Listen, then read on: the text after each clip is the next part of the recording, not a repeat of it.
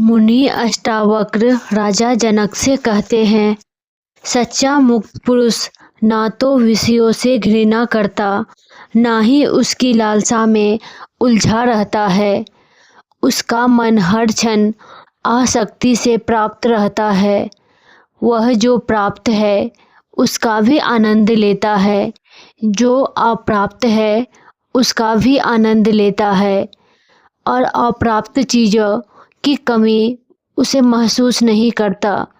अष्टावक्र बताते हैं कि जीवन मुक्त व्यक्ति आसक्ति मुक्त होता है, क्योंकि वह क्षण भंगुर संसार को त्याग कर आत्मा अनंत के शाश्वत में लीन रहता है। वह न संसार से भागता है, न ही उलझता है। यह सब तो विषयों में लीन होकर न ही उलझता है, सब वह साक्षी भाव से देखता है।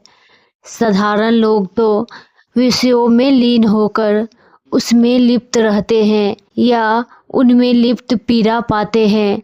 जो मिला है उसमें असंतुष्ट होकर उसकी चिंता में जकड़े रहते हैं।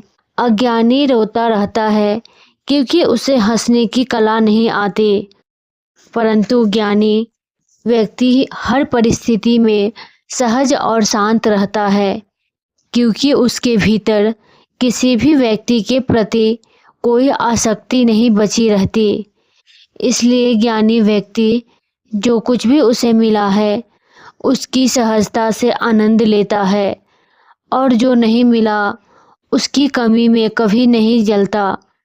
उसकी हर परिस्थिति में प्रसन्न रहता है। श्री रामकृष्ण परमहंस कहते थे, हमने संसार को त्याग कर परमात्मा को पाया, इसलिए क्षण भंगुर को छोड़कर शाश्वत का अनुभव कर। इसलिए सच्चे भोगी है और स्वाद संसार का स्वाद ले रहे हैं, अनंत का स्वाद ले रहे हैं। पर तुमने संसार को चुना, इसलिए तुम न भोग रहे हो न जी रहे हो, बस मरते जा रहे हो। तुमने विराट को त्याग कर तुच्छ को चुना है, इसलिए तुम हम विराट त्यागी है, महान विराट त्यागी हो, और हम जो अनंत में रम गए हम महान योगी हैं।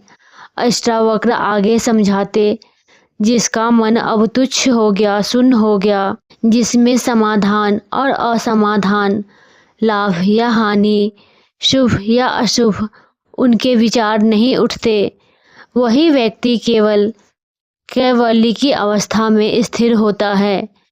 जब तक मन तरंगी और चंचल है तब तक संकल्प विकल्प उठते रहते हैं, और उनके साथ अहंकार भी उठते रहते हैं।